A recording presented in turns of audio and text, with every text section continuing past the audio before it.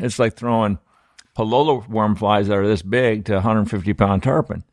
Nobody would think that you could throw those in April, and we never did. And once we realized how aggressively these fish will seek out Palolo worms, that until somebody at one point used them in April, they realized these fish are going to bite these flies a month away from the worm hatch. So it's kind of cool to see how the game has changed, but just by seeing somebody just jump outside of that box for a little bit. Just come a little bit off the rails. Yeah, talk about off the rails. You're the only guy. We've done about 130 podcasts where the guest comes in and says, "Hey, can I take a shower?" I was going to ask you, has anybody done that? Has anybody done that? But it was all just by myself, I think. I didn't know. Let me ask you. I mean, here we are. We'll go on these big excursions, whether we're in Mexico, chasing rooster fish, or the Bahamas, and we're all in the skiffs at like 7:38, ready to charge out to the flats. And as we're running across the ocean surface, we look back, and here's the mothership, and here's John, working out. What is it about the elliptical and the need? It is kind of an obsession, but I think more than that, it's really prevalent that you work out every day. What's up about that? Where do you start with? A chubby kid. My wife says, and we'll get into walkers a little bit. My wife and I met in walkers, but she was 9, I was 14. She was goofy looking, as I say then, and she said, "Hey, you were fat," as we were going through it. And I got into running at one point. I was doing 6 miles a day every day. And, it as much as it is for any vanity, it's my drug of choice. I smoked years ago. I was not too much into drugs. I think I smoked dope five times in my life. I wasn't big, and I was a beer guy. I gave up drinking for Lent once, and my father ended up with cancer. We noticed, towards Easter that he did not look good, and it was his 3rd time. And families and all the rest of it, business. I said, you know what? I didn't go back, and that was 20 some odd years ago. Good for and you. I just stayed away from it. So my relief, my endorphin, my rush is that feel after a good workout. So important. I mean, and your head is clear. You don't drink. Yeah. We were just talking about with Carter Andrews. He's been sober for the last 4 years, and at one point, no, not 4 years, much longer than that. No, he's talking about sober from alcohol. Oh yeah. He stopped 4 years ago, but before that, he was a cocaine guy. But I think that once you get over the hump and you get that relationship with endorphins, 100%, you're on your way. I feel absolutely freaking miserable on the days I don't work out. I mean, there's no difference, but it's not there. Whatever the rush is, You're it's not not sharp. There. Those not days not they a don't sharp. work out. Little, you feel like a little brain fog. And you just Maybe I ought to start trying to do this. How do you spell endorphin? But but you're such a cool dude, and I want to play this for a second.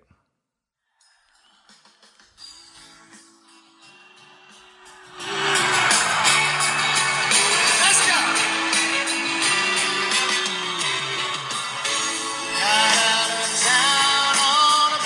Right, it's the great Jimmy. my son's favorite Jimmy Buffett song. It's not Jimmy Buffett's song, it's Jimmy Buffett cover, but it's impossible not to mention him, because wherever we traveled and fished together, it was all about the Eagles, but more importantly, Jimmy. What was it about Jimmy that stuck so close to your heart? we'll do both songs, really. But I mean, the Eagles came out in '72. It was my high school years, and as I'm sure we can all, kind of formative years. And my best friend in high school at the time and I fell in love with the band. Some of the other local girls around did. We'd go to the concerts, etc. And then we started seeing the relationship. Someone turned me on to a gentleman named Captain Billy Black at Walker's in 1974-75, turned me on to Jimmy Buffett. And with Walker's and the Islands, the Buffett was the background music. And so every time I'm hearing that, be it in a car in Stamford, Connecticut, or down here, I'm taken back to the great times and the great places. Mm-hmm. I was lucky enough to meet him once. A gentleman named Captain Paul Dixon, who I'm sure we'll talk about later, who had a shop in East Hampton. Paul knew a couple of his clients were friends of his, and Paul had a grand opening. He walks. I'm walking into it. Guy pulls up in a red sports car, little guy. I said, "Who the hell is that?" And I walk over. My God, it's Jimmy Buffett. And the conversation at the time was he was doing "Don't Stop the Carnival." Right. The musical adaptation of Herman Wouk's book, which is about a guy buying an island in the Caribbean, which kind of, my father read it and he goes, I didn't think this thing was funny. I mean, because he was living through it, owning Walkers at the time. So we had a little bit of a conversation. I said, the girl dies in the book. He goes, no, don't worry. We're going to change the ending. And that was the only time I met him. But if we could, while we're talking, let me give you two quick stories on Mr. Buffett. The first was there was a trip. Our friend had us on his trip. Bill Klein, Yvonne Chouinard, Huey Lewis, Tom McGuane. I think you came in right after that trip. Right. Yeah, you saw everybody at the airport as we were changing at Spanish Key. And the plane came down to pick us up after a board meeting. We get in the seaplane. It came on the north side, Alamorada. We walked the beach, got on the plane. Mr. McGuane's in there. I shake his hand. Said, Mr. McGuane, John Abplanalp, nice to meet you. We get off the plane, and more formal, Mr. McGuane, John Abplanalp. He goes, Tom says, I was just having lunch with my brother-in-law the other day. He says, do you know my brother-in-law? And, of course, I'm too cool to admit I know Jimmy. He said, no, who's your brother-in-law? He goes, Jimmy Buffett. I said, oh, yeah, I met him. He says, yes, he knows you. And I'm like, that's it. Trip's all, I'm good. I can go home right now. The other story is we have a house in Montauk, and we're down the street from the airport. And my wife is going down the end of the street, down towards the inlet, the restaurant, and the actual inlet. And she goes past the airport, and she sees a seaplane in there. And it's my father had a seaplane. So she runs into the woman that has this, runs the airport and says, Helen, that's like my father-in-law's plane. And she goes, well, it's the guy that owns it right there. Why don't you go over and say hello? So my wife gets on her bike, rides over. And my wife tends to get enthusiastic and stuff comes out of her mouth. My father-in-law had this. Kind of like you. Yeah, a little bit. Yeah, I think that might signal to stop talking, I think, right now. But let me finish. No. You're all good. I know. You're all good. So she runs over to him. My father-in-law had this, and Walker's Key in the Bahamas, and we're doing this. And he says something about his name is Jimmy, and they're doing it, and they're back and forth. And she goes, all of a sudden she realizes who she's talking to, and she goes, I'm Tanina Abplanalp, puts her hand out, and he looks at her and goes, John's wife? And she turns around, calls me that. I could have died right then. My life was made. I thought that was spectacular. Only met him once, but there's so many people in my orbit that knew him well. Jeffrey Cardenas is a dear friend of both ours. Sure. A gentleman named Spider Andresen. Used to work with Saltwater Sportsman Magazine. Used to run Mr. Buffett's fleet for him, as I understand it. But a lot of guys I knew were there. Dixon knew a few, et cetera. But I was blessed, at least, to have the chance to meet him and to think that he remembered the name. Yeah, he was really the epitome of fun and freedom. And I think a lot of those guys that were in Key West back in the late 60s, early 70s, it was all about having fun and kind of on the side, think about maybe trying to write and work. But primarily it was about catching fish and partying. And they did some great work later. They all became giants in the literature world. And Jimmy obviously ended up doing what he did in the music world. As we mentioned, Jimmy, one of the great Yeti films that was just released, and I know a lot of people know of it, a lot of people don't, but the film All That Is Sacred, you have to see this film because it was a generation of guys, famous writers that were in Key West, and Jimmy had a chance to speak on this rewrite, this rework from Yeti from the original film, Tarpon, that was produced in 1974. It is riveting. It is fantastic. You got to see it. I have not seen that. I have seen Tarpon many times with his music playing through it. You haven't seen the new documentary? I have not seen the new one yet. And I've got the link to it on my phone. Before you leave this house, I'm going to make you watch it. Fair enough. It is riveting. Anybody who has any salt in their blood, any sort of a saltwater fish in the back of their mind that they've caught or they want to go catch, you've got to see All That Is Sacred. It's that film almost is like the crosshairs of the birthplace of tarpon fishing. Even though a lot of guys were catching tarpon in the 50s and 60s, these guys kind of made it famous, even though not very many people saw the movie Tarpon, but it kind of got out from that generation forward.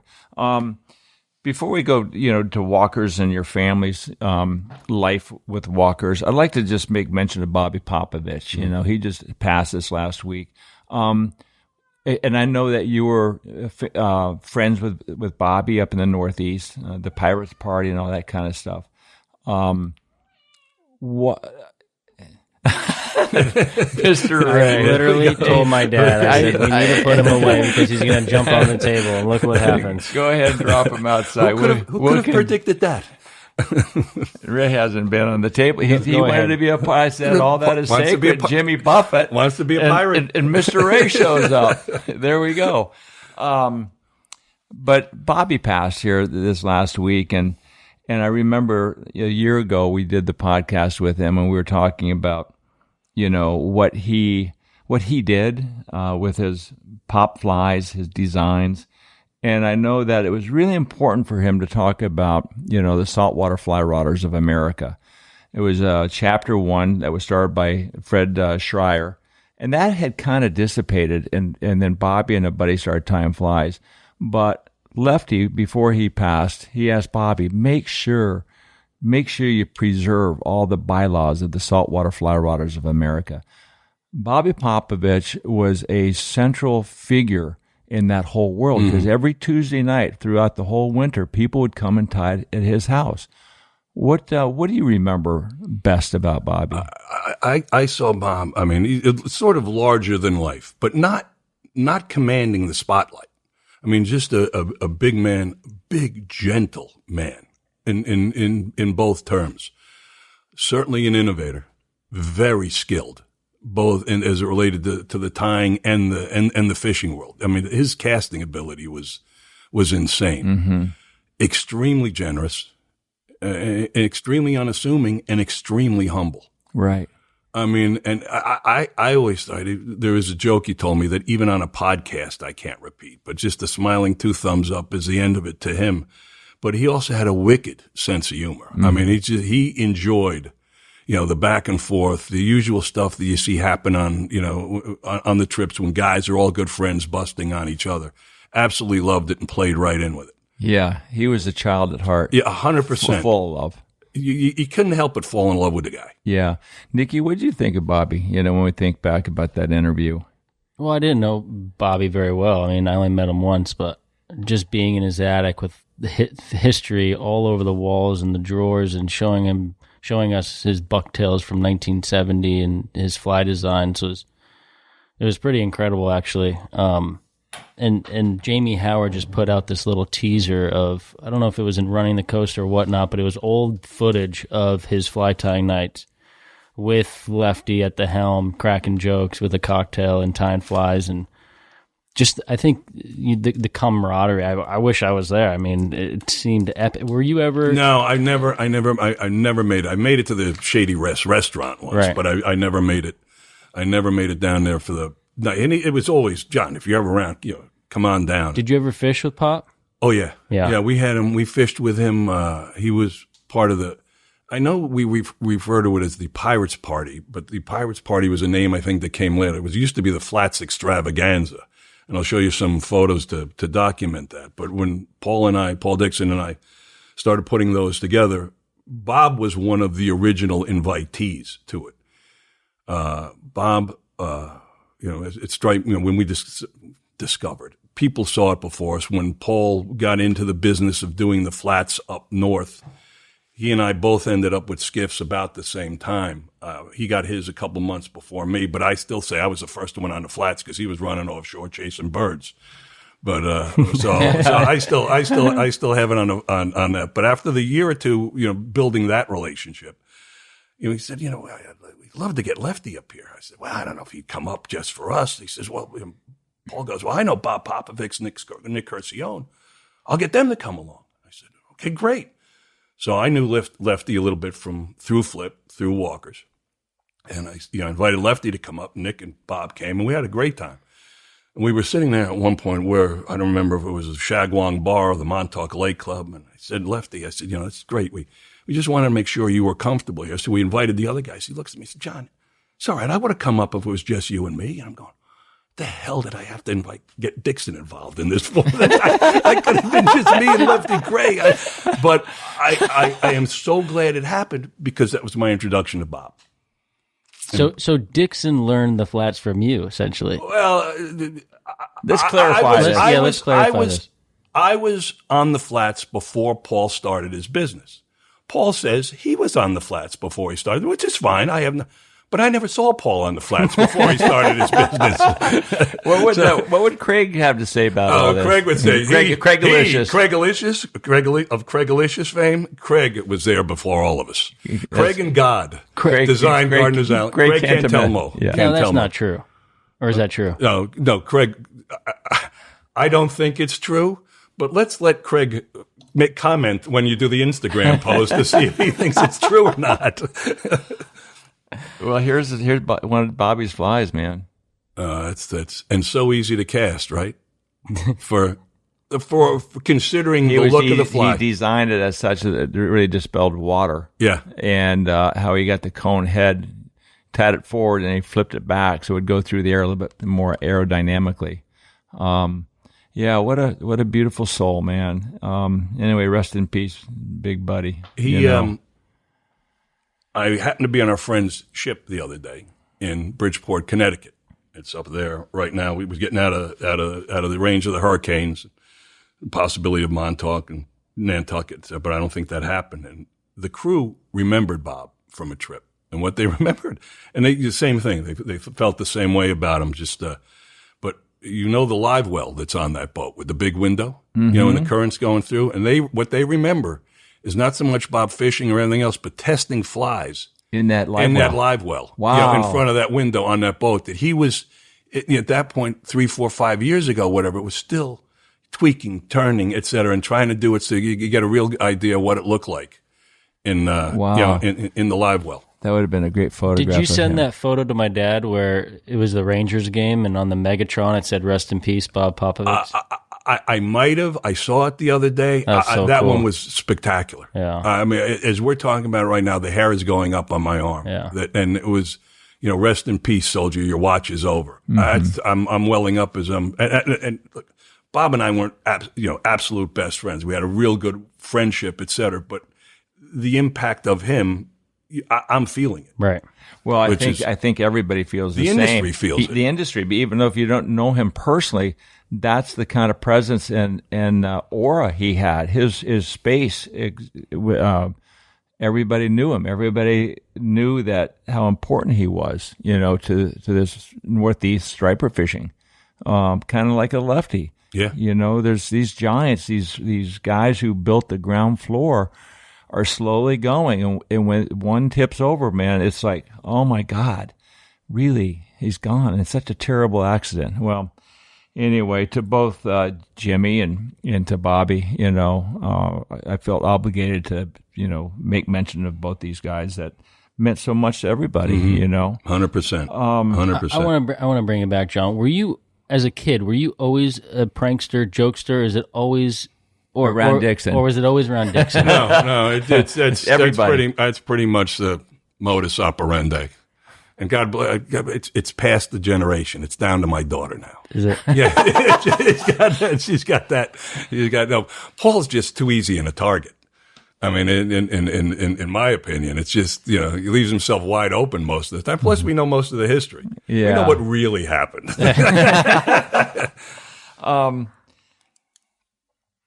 You're not obviously, but we know that you're going to be at a Bonefish Tarpon Trust board meeting tomorrow. But we'll talk about that a little bit later. But how about these words?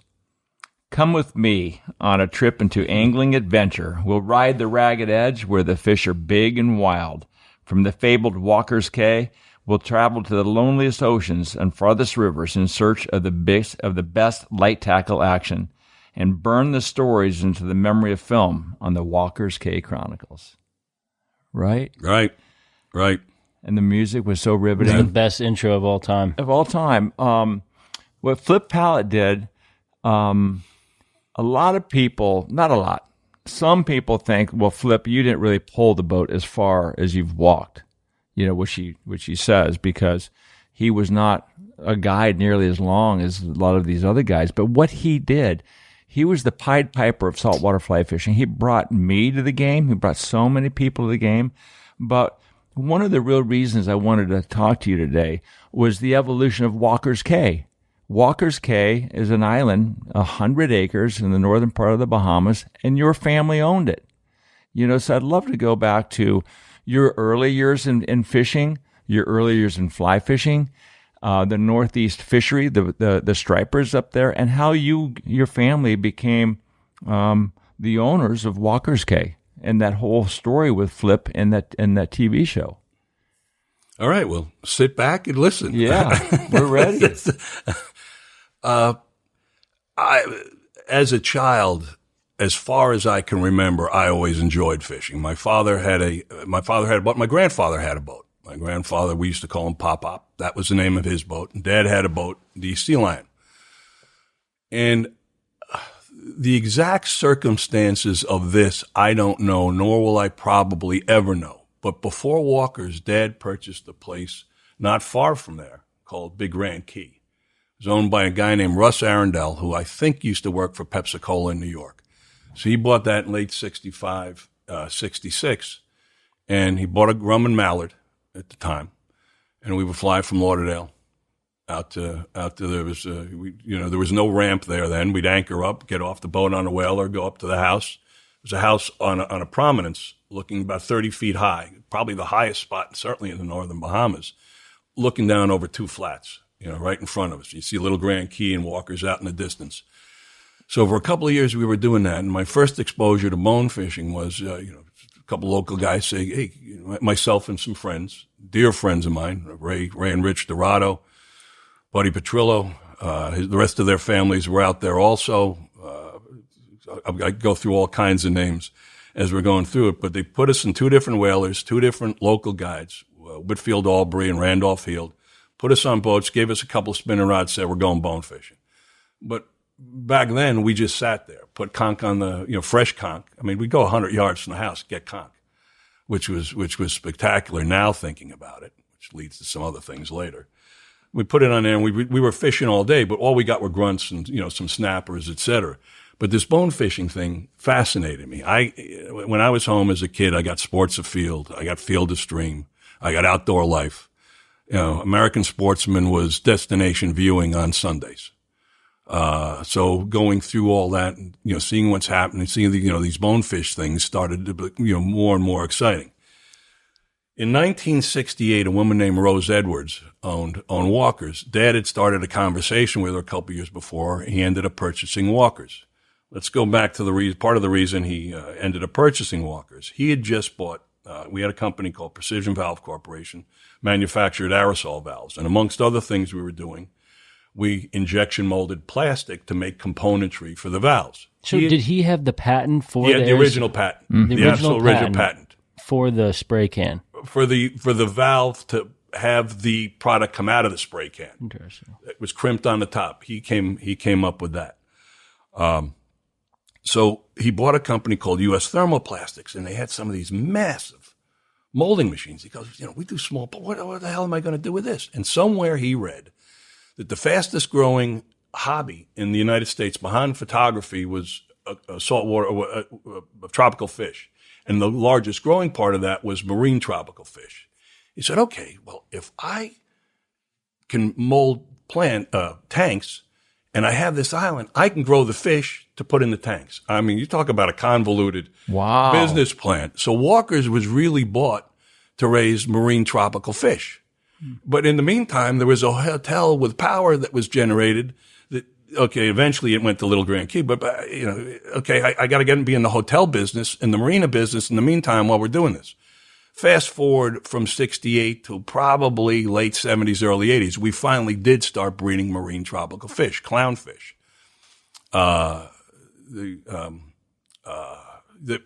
We'd pack up ship, send around the world, etc. And it was not necessarily profitable, but it worked.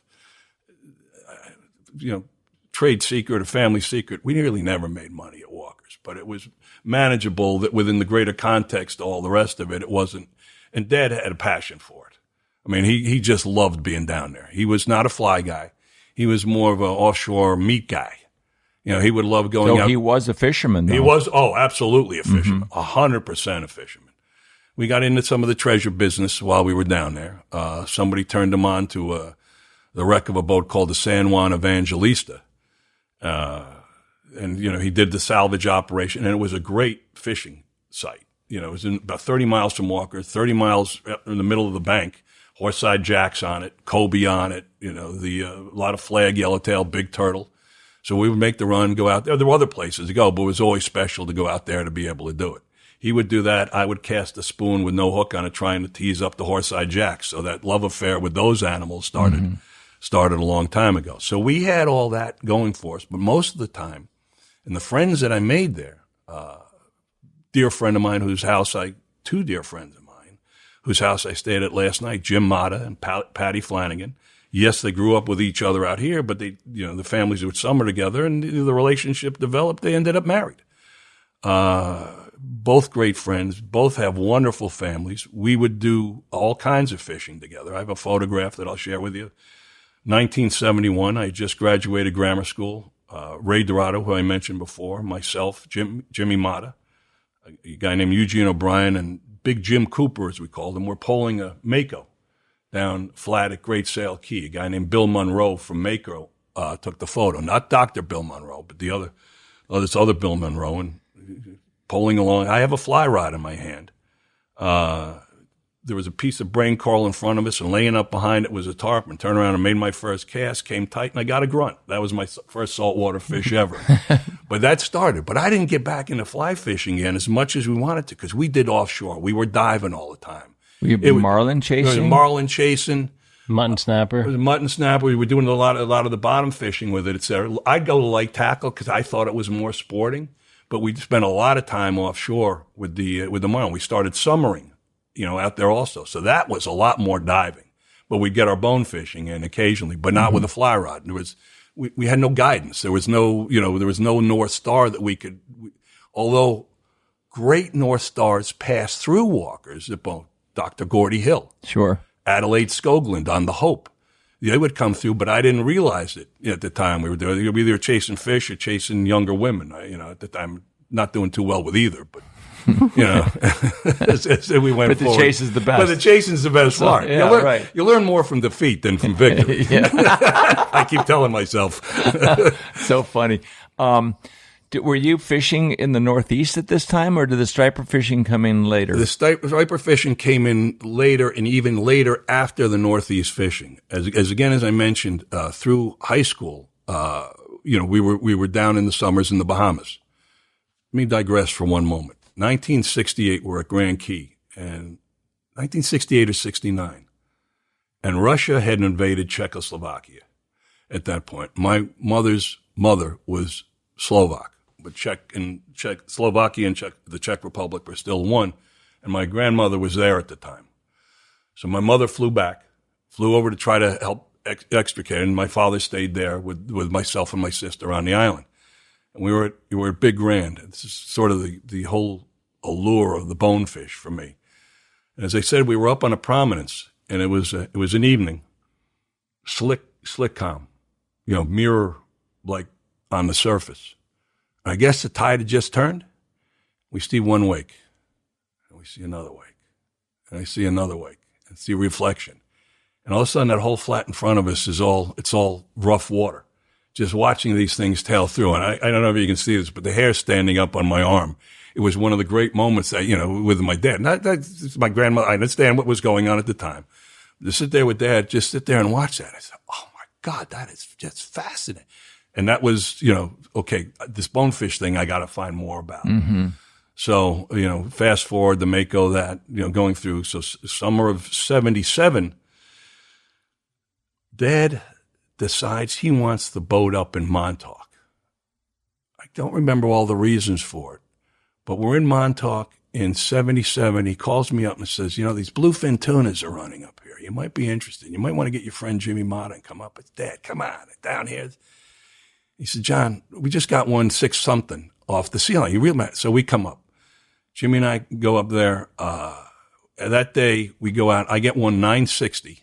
Wow. He gets 667. And yes, I'm giving you the weights because we killed him. We brought him back, dock, threw him on the dock. They went for cat food. I mean, that's what we did back then. Wow. That was not the biggest one we got that year. The captain of the boat brought in 1,071, which was till fairly recently was the U.S. record for bluefin tuna. So Montauk became this other destination for us in the summer. And the way I used to describe it, I just said it was walkers with cars.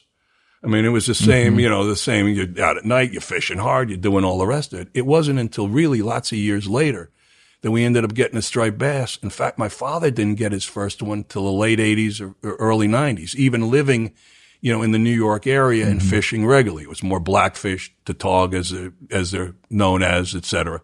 And, some other fish like that they did. He never managed to get a stripe, and bluefish.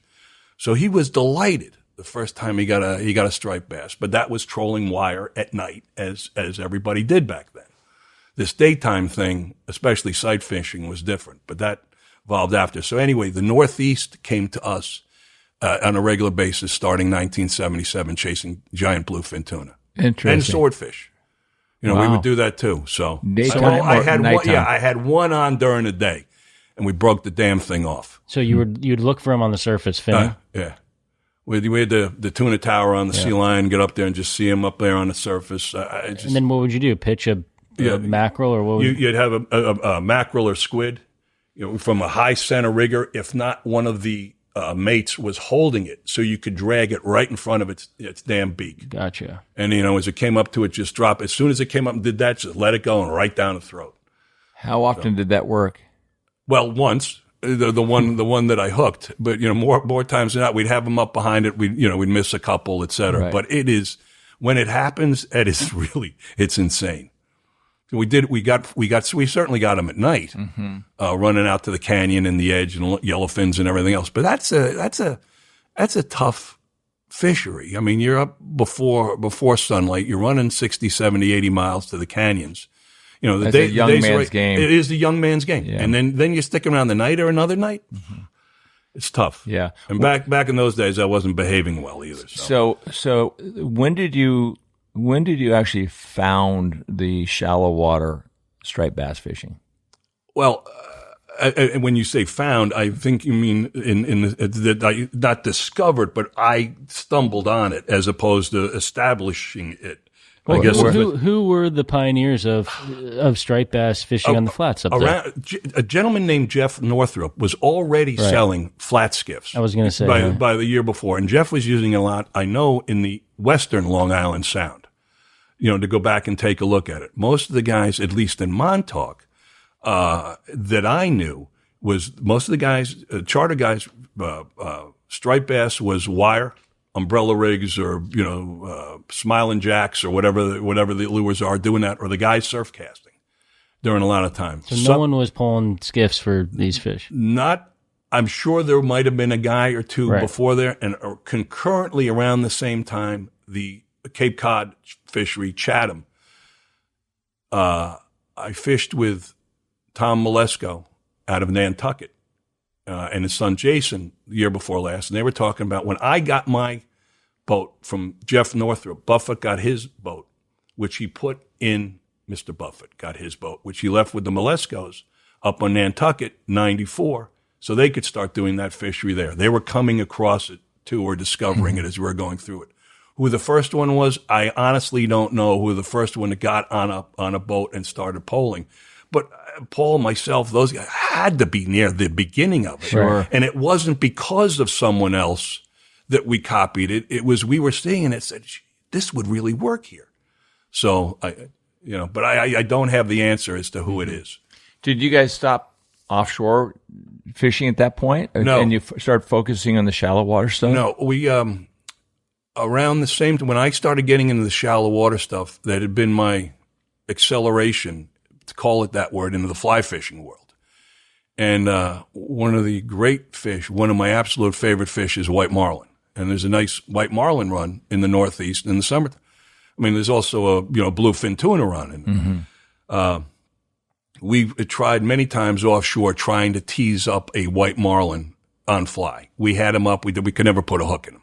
To this point, I haven't been able to do it with a blue marlin. But we would go. Jeffrey was with us on a trip. Sam Tellerico, a great photographer, was. We went out on the sea line, came up to a boat that was hauling back, catching butterfish. Came up behind them, got a couple of buckets of butterfish, a couple other things, and the bluefin started boiling behind our boat. We probably ended up catching 40, 50 bluefins from about 25 to 40 pounds. Not the giants, thank God. But we had busted rods, busted lines, busted reels, stuff blown, 4 or 5 guys on a time. We're holding butterfish in the water, and the tuna would come up and take them out of your hand. Wow, how cool. It was so freaking cool. So guys that never caught fish on flies before we ended up with 10 fish. Right. All you do is throw the fly in the water, fish comes up, takes it, and goes off. So we didn't certainly never shut off the offshore stuff. Sure. But we do it when the stuff was there. But going through and discovering for us what the flats were about was just a great game. Mm-hmm.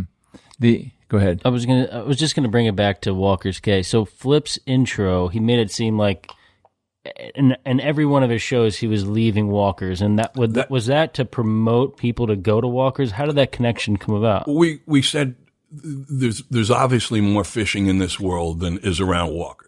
And Walker's had this history for marlin, and there is some great flats fishing around there. And the fish, I tend to think, are as big as they are anywhere in the Bahamas. But it's tough. It's tough to get from on a skiff, run 20 miles in really open water, and some of it deep. So we decided what we do is the original opening scenes was on the front veranda at Walker's. Somebody was walking up with a tackle bag, sits down, starts talking to Flip. We evolved it after the first couple of years, but it was Walker's would be the jumping off point or the chronicler of all the great fishing stories. So at least the name would be out there. Mm-hmm. Who came up with the idea of sponsoring a show with Flip? Okay, let's go back a little bit to January or February of 1988. Precision Valve was about to. We had a plant in Argentina. But we were about to go down and expand the plant, but out towards the western end of Argentina, and one of the states on the north side of it. So I was going to go down and take a look at some of the real estate, meet some of the guys, see what's going on. But I said, well, if I'm going to go all the way down there, although I wasn't saltwater fishing at the time to the level I wanted to be, I said, if I'm going to go down there, I'm going to go trout fishing. A couple of guys at Becton Dickinson recommend a guy named Salty Saltzman. I set that up. I get on the plane. I got a 2-piece Orvis fly rod, aluminum tubes that you can carry on. Get on the plane, and the stewardess comes over and says, "Oh, you do fly fish?" I said, "Yes, ma'am, I do." I said, "I'd like to get a little better at it, but yeah, I do." He said, "Oh, my husband fly fishes. He's the guy in the Keys." I said, "Oh, that's great." So we get on the plane, have a little bit of a chance to chat. In the meantime, it's snowing in New York. The flight, we get down a runway, and the captain says, "Look, we got to go back. We can't take off in these conditions." So we go back. It's 4:00 in the morning. It's snow. What the hell am I going? Where am I going? So, but I do manage to get home. 2 days later, I get another flight to go down to BA, but I have to go through Rio. So same thing. Get on the plane, the tube. Oh, was there? Hello, you're back. The stewardess again. So we're having a lovely conversation. Her name's Diane. And not long after that, I give her my business. Yeah, I'd love to meet him, to fish with him, etc. I give him the business card, and I get this letter. And it's, the old letters would white out, and when you hit the typewriter, there's a hole in the paper where the O is. And it's I'm a guy in the Keys. I said, look, it's nice. This guy's giving putting this effort and doing this. This is great. So I kind of put it aside, and I start watching, as I mentioned before, American Sportsman there was the other show, Outdoor Life, that William Conrad hosted, if you remember. So I'm watching that show, and I look up. Lo and behold, there's Flip Pallot on there. And I was saying, well, and I know the guy that's producing the show, a guy named Pat Smith that used to be from American Sports, and became a dear friend. Actually, Pat and I were bone fishing that afternoon before my wedding down at Walker's. And so I called Platt up and Dad. I said, is this guy for real? Yeah. So I call Flip. We make arrangements. I come down, meet him in the Keys to bring him over to Walker's at that point. And it's through a couple iterations of doing this, Pat talking to my father. Dad had a very soft spot for Pat. So what do you think we do about doing a show? So it was Flip, Bruce Buckley, Angelo Bernaducci, who was not the brains but the guts behind it. He was the one that did all the editing in the back room stuff, sort of like you, Nikki. You know, the real heart of the show.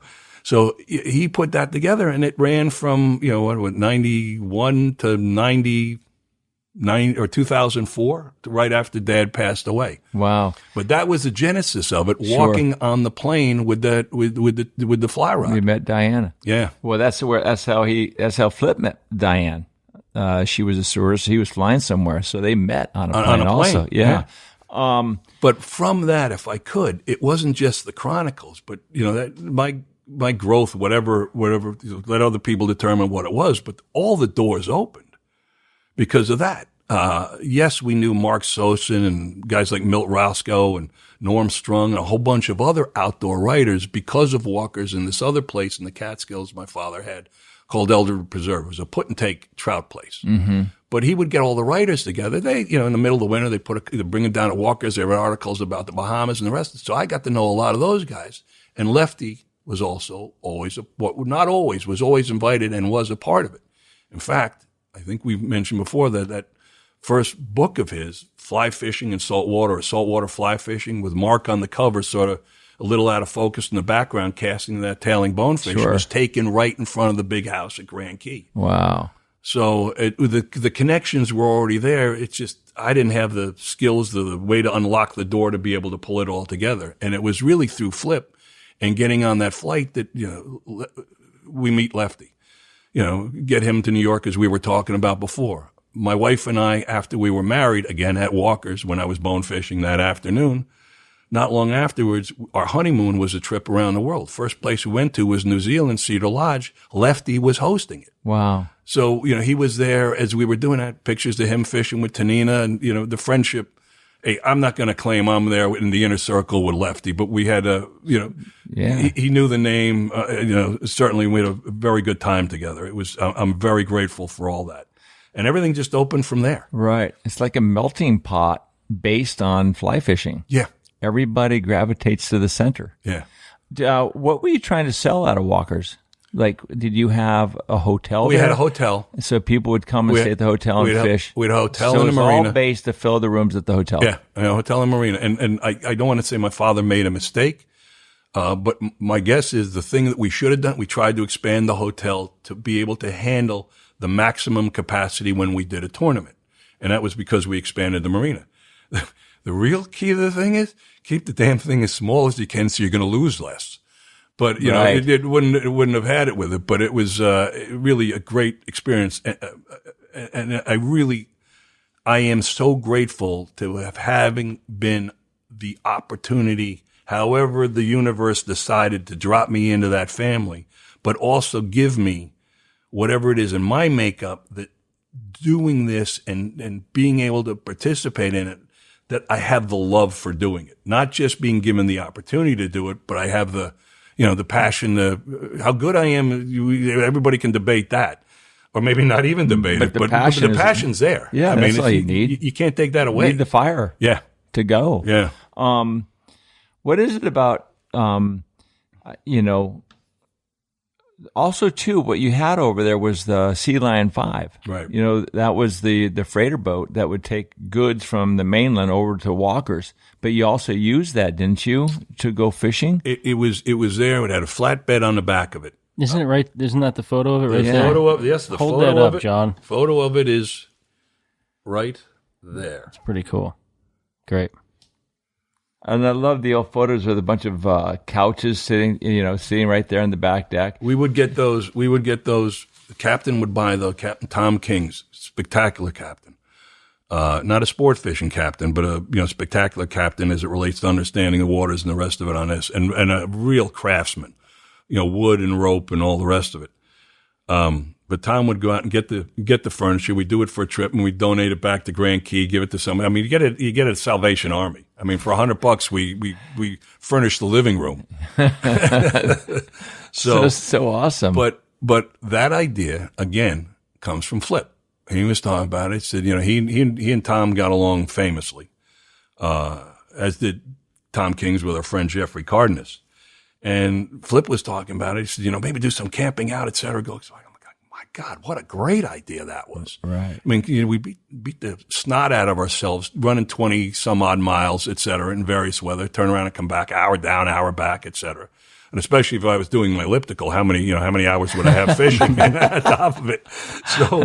So we actually put the elliptical on the boat along with the skiffs. Did you? Yeah, and we would go out. Of course you did. Of course I did. You just need an elliptical on the skiff. On the skiff, yeah, exactly. We're trying to figure that out too. But maybe a recumbent bike.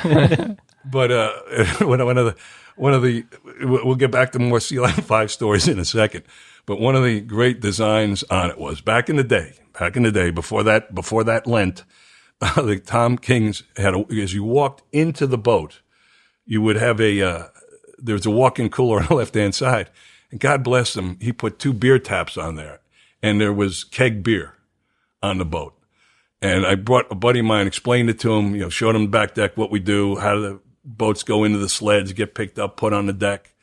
And we showed him the kegs. He goes, "Oh my God, this is a floating effing frat house." Is what it was. It was. And we used to refer to it as the Sigma Lambda Phi. It was part of that fraternity. But we would go around, it's over 30 years ago, 30 even more than 30 years ago. We'd go down to Moores Island. We had Lefty on a trip with us. We had Gordy on a trip with us. We go to, around Walkers, and we go down to Andros. We did the west side of Andros. And we did Moores Island, which was spectacular. It probably still is. I haven't been there.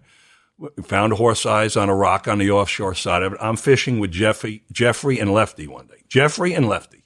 How do you get there? I'm going, this is insane. How do you get on that boat? And there's this white sandbar on the west side of one part of Moores Island.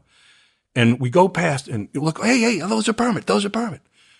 So they said, "Okay, John, you're getting out." I said, "Okay, you guys are going to fish? You're kicking me?" He goes, No. You're going to go out and wade to them. I said, "What?"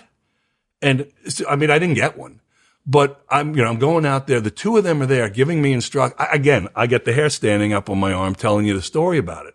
I mean, how cool is that? You're right. That you got these 2 guys that know it, as good or better than anybody, on what's going on with it, giving you the instructions. I come back, I'm just shaking my head. You had no chance to catch a fish. I was so screwed up at that point. Cardenas. It was nuts. Hey, do you have any connection with Cardenas? We're trying to get him on the podcast. He keeps denying us. I think that is a spectacular idea. Jeff speaks. He's probably one of those individuals that actually speaks better than he writes, and he writes exceptionally well. Yeah, absolutely. I think, between the 3 of us and your listening public here, I think we should all put an effort together to get Jeffrey to be on this. They need to reach out. Yeah. Just anybody that's listening here, reach out to Jeffrey. Put it in the Instagram comments, et cetera, whatever you can do. Let's get Jeffrey on board. The first time I'd ever met Jeffrey was I read his book. I saw the book Marquesa. I got it. I read it about the green room. And at the time, I was hosting a show called Sportsman's Journal. And I called Jeffrey out of the blue. And, "Hey, Jeffrey, my name is Andy Mill, and I just read your book, Marquesa." And he was in Key West at the time with his store. I said, "I would love to do a TV show reenacting your book with you and your boat, the Huck Finn." And we went over and filmed a TV show with Jeffrey over there in the Marquesas, and he was sleeping in his little houseboat, and we went fishing, caught tarpon. It was just an absolutely brilliant time. And now he's sailing around the world. I mean, what a creative guy. Yeah. Talk about chasing that adventure. Although I thought I saw a more recent post that the boat is back. So maybe he's around. Yeah. Maybe he's around. Well, let's get back over to Walkers. Did you find immediate success with the show, getting people to walkers with Flip Show? We did. Did it? We had 2 flat skiffs, so and they were dolphin skiffs initially. We ended up getting some use. Dolphin skiffs, they're great for what they do, but not when you're going through that open water and those kind of distances. You need a little bit more boat underneath you. I mean, it's it's tougher when you're there, when you're fishing it or poling it, but we needed that. And my action craft at the time was there. But it really wouldn't have made that much, but it was prominent. Mm-hmm. It was prominent. By the way, just to go back to it, we bought walkers, I said, from this woman named Rose Edwards in 68. And she bought it, I believe, from a gentleman named Buzz Schonert or his family. I might be off 1 or 2. But Walker's goes back into the 40s as a big game destination. Right. It was part of the Bimini Cat Key Walker circuit, although I don't think Hemingway was there. It was also, by the way, a downrange tracking station for NASA. We also think some rockets might have gone up from there. Back in there, Werner von Braun was there, a couple others. So we heard. I know that's all rumor, but it kind of a cool history with it too, along with rumors of pirates and all the rest of it. Yeah. What do you remember? What your dad paid for the island? I would tell you if I did. I honestly don't. I'm sure that somewhere in the record we could find that out. He leased it initially for a long period of time, because that's the Crown leases were the way the Bahamas operated. But he did end up with it before he passed. He made we reworked the runway, which was necessary for the population over at Little Grand Key. And by doing that, part of the transaction, he acquired it, as they refer to it, fee simple. Mm-hmm. But I do not, I would tell you if I did. I know it recently sold, 4 or 5 years ago, 6 years ago, 13 and change. Yeah. But, it's now owned by Carl Allen, who's a treasure hunter. Yep. Yeah. Didn't he just rebuild the marina? Didn't he have a big billfish tournament over there last year or so? A couple billfish tournament, as I understand. Yeah. I think Skip Smith ran it. Yeah. He did the first one. First one? Yeah. And I think that was the only one he did. And then he did a couple of. And it was too bad because I saw that it was a kill tournament. Yeah. Yeah. Yeah. Yeah. That was, it's been a debate. But it's Mr. Allen's to do. Yeah. Right. To do what he wants. Right. With it. Now, what's your favorite fish? Because you were surrounded by striped bass and then bonefish too, and you're on the board of the Bonefish Trust that you're going to go see tomorrow. But I've always noticed that you loved the bait and switch with big eye jacks. Gun to my head, if I had one day left, I am not saying this because he said it, but I agree with it 100%. I would be going after big tailing bonefish. Mm-hmm. That's and then I know that's what Lefty said, and I 100% that's what I do. Probably striped bass on the flats, and the other one I hope this comes out right. The other one I love to do again is big trout in New Zealand. Yeah, I am both stream and wading. I think that is a phenomenal. Yeah, fishery. It's a great hunt. One or two. Yeah, it's a hunt. It's the same deal. Mm-hmm. The bait and switch, as introduced to myself, again, this is debatable. We'll let them fight it out, either Craig Cantelmo or Paul Dixon. But Craig did introduce it to us in the Bahamas the first time I saw it.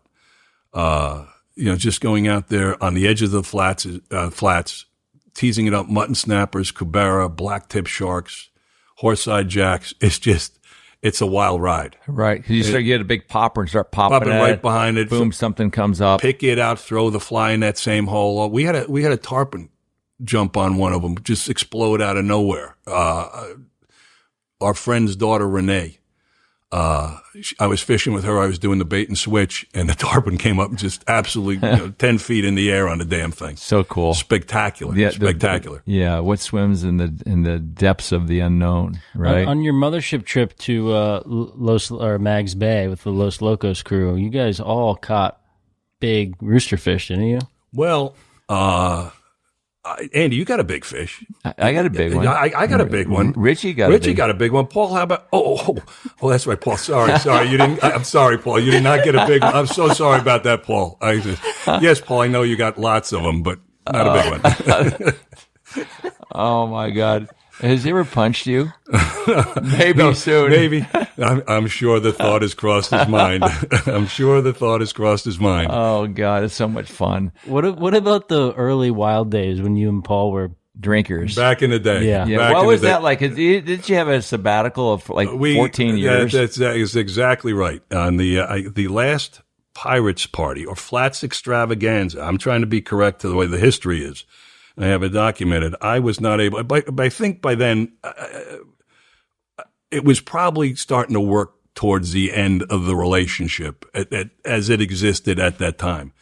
We did it in spring of 99 and May of 99, and I couldn't make it. And it was the biggest one we had. And the reason I couldn't make it, you're probably too young to remember it, Nikki, but you might remember it. There was this thing going on at the time called Y2K. That the end of the world was going to happen. Yeah. Y2K computer systems were going to fail and everything else. And our fiscal year in 99 ended in May. So it was our first 2000. Everything was going to roll over on the computers. We didn't know everything was going to crash. So there was no way I could go out. It was happening over that weekend. I had to stick around just in case, everything hit the fan. So I wasn't able to go out, and it was probably a better thing that way. A load of people ended up going, all kinds of notables. Anyway, I'll think of some of it in a little bit, but probably by 2000 or 2001, Paul and I were kind of done with each other. It's just, at the time, now, Paul, I love you dearly, but I'm going to say he was a bit of an opera singer. It was I, me. Yeah. And there was some of it that still exists, but now the time has passed. The stories were told, and other people there go, wait a minute, that's not what happened. But it is evolved. So we went our own ways. And it's all peace and love, man. It is so much better now than it ever was in the early years, which I'm so grateful for. Well, you're on the elliptical and you have a clear head now, right? Right. But it's obvious you still stick your foot in your mouth once all in a while. All the time. Probably 4 or 5 times today already. And it's Paul, live. I'm really sorry, Paul. We love you. I'm really sorry. Paul. We love you, Paul. big time. I had no idea that was going to happen. Let's just jump forward to the BTT event. Your passion for bonefish and all these outings that we were going on to the Bahamas with Richie and yourself and myself and Paul, all members of the BTT fundraising and the board. It's kind of interesting to see this brotherhood. The glue is the bonefish and saving bonefish, the habitat. Understanding the dynamics of keeping these fish safe and also permit and tarpon too. What is the current state of BTT? What are you working on? What kind of problems are you trying to solve? And some of the success that we've had in the most recent years. Can you bring us up to speed? Just on a couple of them, quick. One of the things, BTT was involved in the spinning fish issue. And I believe that has been identified, at least it's been identified, as some kind of dinoflagellate, which is, I don't believe that is a plant-based, I think it's some kind of living bacterial type organism that tends to show up more, is more pronounced or predominant in the colder months. The warmer summer months, it didn't seem to be as much of an issue from what I understood. Mm-hmm.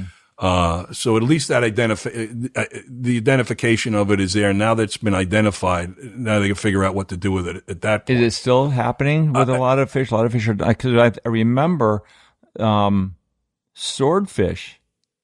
Sawfish were dying. Sawfish were dying earlier in the year. Right. I have not seen or heard anything, but I'm not as attuned to South Florida. And I've been asking some of the guys at BTT, and they seem to think, well, at least what they saw, and if anybody out there has anything different, please let us know, that it was the instances were way down in what they were seeing. Now we see what happens in the winter again, right, as it comes back up. I thought it was the warmer water temperatures during the summer months That's when we. That's when it causes that organism or bacteria, and you don't see the results in the fish until the wintertime. And that might be it, Nikki. We need to have Ross on or something. Yeah. That would be a great ad on the show to have Ross on board with it. Is it fixable? Is it fightable? Well, you guys, I keep thinking it, and I don't know this, and I'm not trying to digress from answering the question, but you guys live through whirling disease, right? For trout out there, et cetera. And I'm sure that, that you're not hearing that discussed as much anymore. Mm-mm. So I'm sure there is somewhere, somehow a solution for it. Mm-hmm. I just hope it's not some damn thing we've done again. I mean, one of the other issues to jump away again from that, is on BTT, one of the things they discovered is the amount of stuff when they did scale samples and fin clips, the amount of opioids and erectile dysfunction drugs and antidepressants and it's crazy. It is criminal. It's in what fish. We have done, allowed to happen to those animals. And it's not just the bonefish, as I understand it right now in Florida. It's along the coast of Florida, you got redfish. Someone's got to check striped bass soon enough. I mean, striped bass, what saved them actually years ago was mercury. From the Hudson River shut it down. The whole fishery shut down as it was collapsing, which gave them a chance to breathe, which is a similar situation to what's going on now. Not mercury, but the striped bass are crashing. But I mean, if you got all these unwanted chemicals in these fish, okay, stop fishing for them for a while, gives them a chance to recover and let it go out of the system, but also work on the water systems in the meantime. That's the big issue. Right. The treatment issues. Right. The other one that I understand that I'm sure a lot of your listeners here know about is the Western dry rocks as it relates to permit, the closed season.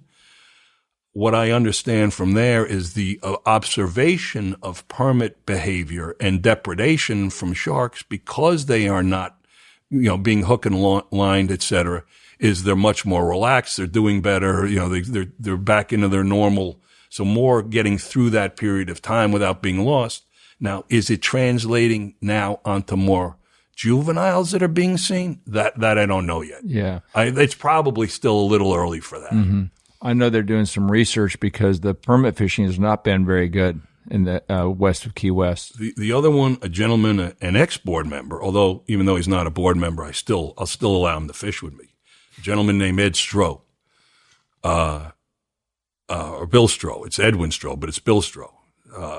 Bill is a huge advocate and a phenomenal 130 some odd permit on fly, a lot of them with Simon Becker. Bill, aside from the anal wipe process they do with permit to see what they've been eating, every few years they go out to the spots where the permit are and do samples of the food that's available to see if that has changed any. And therefore, the permit moving around, are they doing something different from there? But Bill is a big advocate for that, and I promised him at the board meeting coming up, I would make sure I bring it up if it doesn't come up. The other thing that I think you've seen is through some of the work in the Bahamas, we start finding about these pre-spawning aggregations for bonefish. Shout out to the guys at Black Fly and Abaco and some of the other places, Buddy Pinder and his wife, everybody else that's been involved in tagging and doing some of that work. And other places in the Bahamas I'm not as familiar with. But we started to find one in the Keys now, which was the golden fleece. Yeah. I mean, that's what the guys wanted to find one here to be able to start seeing, tracking, make sure we understand where that is, shut down what needs to be down. And the film that they're showing, there are some humongous fish in that pod that's heading offshore. It's spectacular. And it's like a pod of 3,000 fish. Yeah. And then the fascinating part, they go off the edge down to 400 or 500 feet, skyrocket back up. The sperm and the milk come and the eggs come out. They do the mixing. Everybody smokes a cigarette and goes back. And I thought it was interesting watching that footage that Ross sent us because they would actually breach the surface like dolphin and come up like gulping air as they're going, almost like flipping mullet. Yeah, very interesting. It's fascinating. I don't think they have all the answers to what goes on in each phase of it right now, but it's fascinating. I mean, and then you think about 400 or 500 feet of water, they're going off the edge. In Abaco, they go down a hole in the wall at one of the places. I'm sure they do others. But, you start thinking now, back in the day, I don't want to say I'm embarrassed to say it, but it's what everyone did. I mean, we'd go out, catch bonefish, kill them, rig them up, drag them around for marlin, catch the marlin, throw it on the dock, kill it too. Right. But that's why, marlin were eating bonefish probably. Mm-hmm. We were marlin fishing somewhere.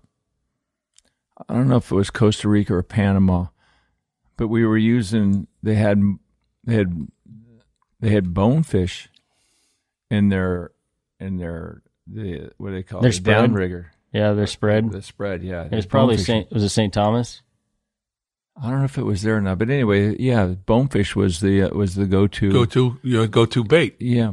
You can't get ballyhoo, you can't get mackerel. You can buy them somewhere else. You might as well, right? Yeah. It works. Yeah. So I think they're doing. I'd like to think BTT is doing great work. I mean, I was delighted. I think I mentioned before, a gentleman named Bill Klein was, mine and another friend of mine, Rich Andrews.